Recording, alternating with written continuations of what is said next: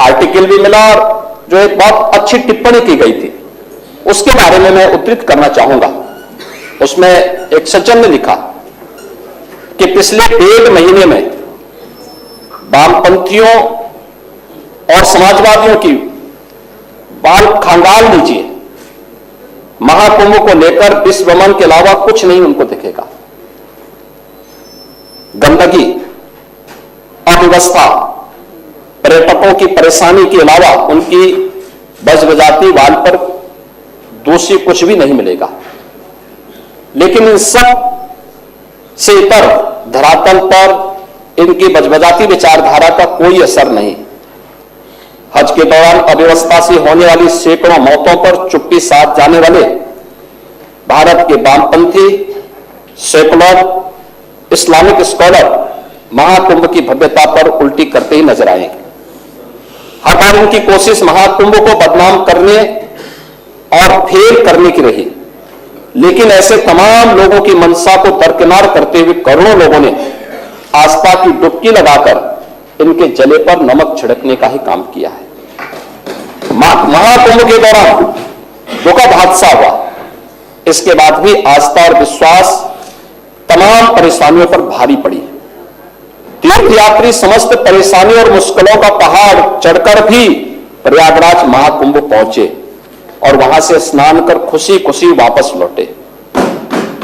रिश्तों के जटिल समीकरण को परिभाषा गढ़ता महाकुंभ अब समारोह की ओर है, लेकिन यहां से निकला संदेश हर सनातन के मन में अमिट छाप छोड़ गया है, जो वर्षों तक लोगों की बदकही और कहानियों में जीवंत रहेगा।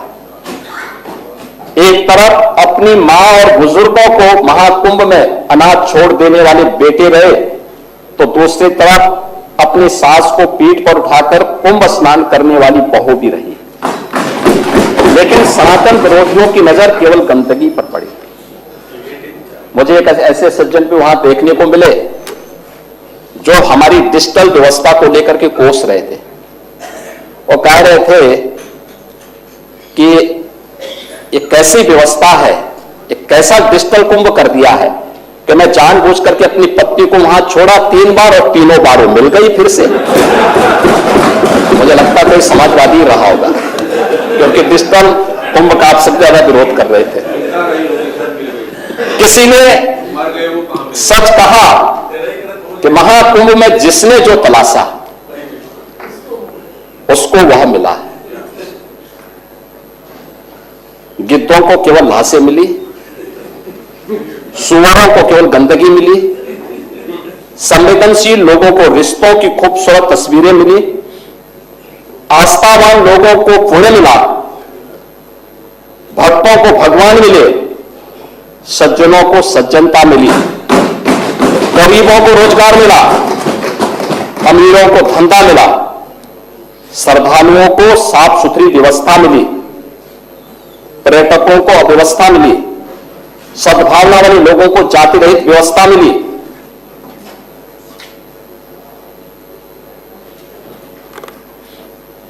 मृत्यु का इंतजार करने वालों को मृत्यु भी मिली और भारत की मृत्युंजय की कामना करने वालों के लिए मृत्युंजय महाकुंभ के भी दर्शन उन्हें वहां पर हुए हैं। मतलब सबने अपने अपने स्वभाव और चरित्र के अनुसार चीजों को देखा। एक ही घाट पर सभी जाति और वर्ग के तीर्थयात्री स्नानार्थी बिना किसी भेदभाव के नहाते रहे। सनातन की सुंदरता वामपंथियों और समाजवादियों को नजर नहीं आई, लेकिन पर्यटकों को पहुंचने में परेशानी हो गई, यह जरूर नजर आ गया। ये का तो कोई इंतजार नहीं करता। एक आपके ही शांत रहिए, आपके ही एक मित्र ने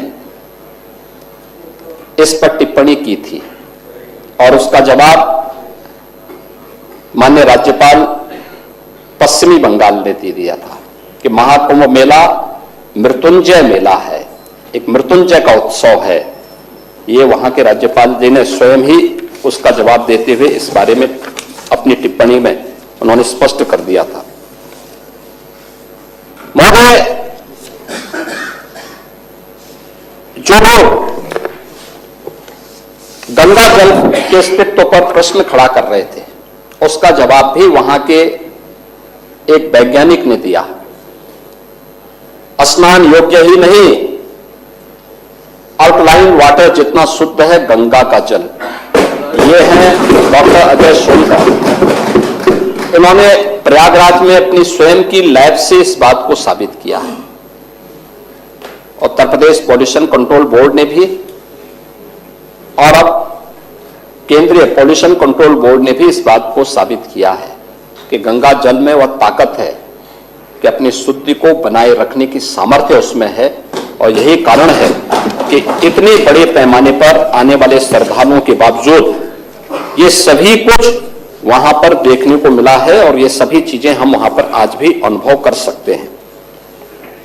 महोदय, नंदिनी की रिपोर्ट माननीय मुख्यमंत्री जी पॉल्यूशन बोर्ड ने ही दिया था, कोई पार्टी ने नहीं दिया। आज पॉल्यूशन कंट्रोल बोर्ड ने, पॉल्यूशन कंट्रोल बोर्ड की वह रिपोर्ट कैसे कहां से गई और किसने दी है, ये latest central pollution control board की रिपोर्ट है, जिसमें उन्होंने कहा है कि 17 जनवरी को संगम पर कोलिफॉर्म की मात्रा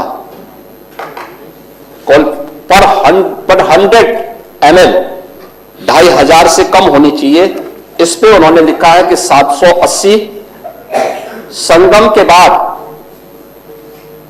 वाराणसी की ओर जाने वाले घाट पर 280 और यमुना के पुराने ब्रिज के पास यह 760 के आसपास इन्होंने इसका आंकड़े जारी किए हैं। फीकल कोलिफॉर्म की मात्रा, ये फीकल कोलिफॉर्म की मात्रा 2500 100 ml के अंदर ये देखी जाती है। 3 प्रकार की चीजें जल की शुद्धता के मानक बनते हैं, एक बीओडी, दूसरा डीओ और तीसरा फीकल कोलिफॉर्म।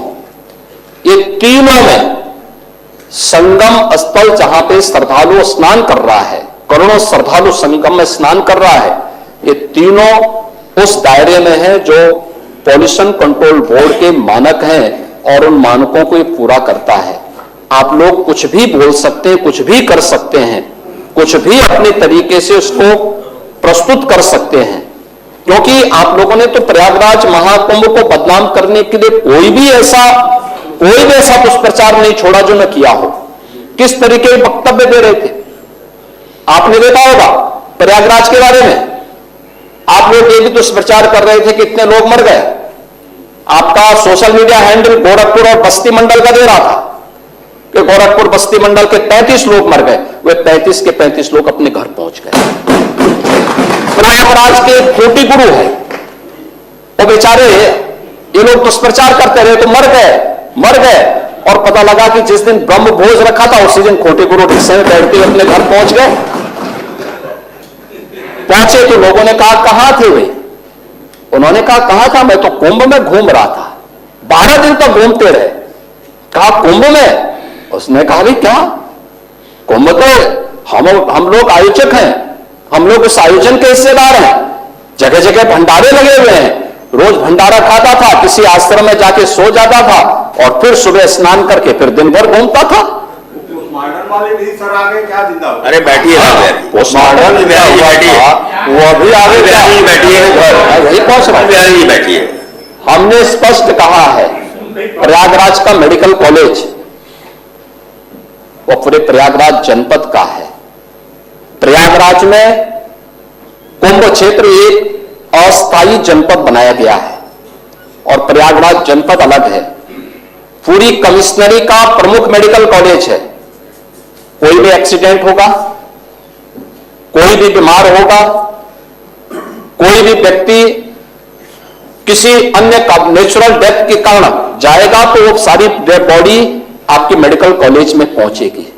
और इसीलिए हमने कहा ना, जिसकी जैसी दृष्टि थी उसको वैसी सृष्टि नजर आई। और ठीक कहा, सोशल मीडिया हैंडल पे जो सज्जन इस पे टिप्पणी कर रहे थे कि गिद्धों को केवल लाशी नजर आ रही थी, उनको स्वच्छता नजर नहीं आ रही थी, उपचार हो रहे हैं ये नजर नहीं आ रहा था। वे केवल इस पे नजर लगाए थे कैसे बदनाम कर सके। कोई पार्लियामेंट में कह रहा है हजारों लोगों की मौत हो गई। डिजिटल कुंभ का परिणाम है 28,000 लोगों को उनके परिवारजनों से मिलाने का काम किया। और आप लोग परेशान इस बात को लेकर के थे कि घर की पत्नी को वहां गुम करने के लिए लोग गए, लेकिन पता लगा कि उसको फिर से डिजिटल कुंभ ने ढूंढ करके उनके परिवार वालों से मिला दिया। एक बार में 3-3 बार मिला दिया। तो इनकी परेशानी तो इस बात को लेकर के। तो ये महोदय, ये सभी चीजें वहां पर हम लोगों को इस रूप में देखने को मिली। लेकिन समाजवादी पार्टी का जो आचरण इस देश से था वह, या कांग्रेस का जो आचरण था, वह किसी भी दिशा में भारत को बदनाम करने, और मैं तो बार बार कहता हूं कि आपकी लड़ाई बीजेपी से हो सकती है,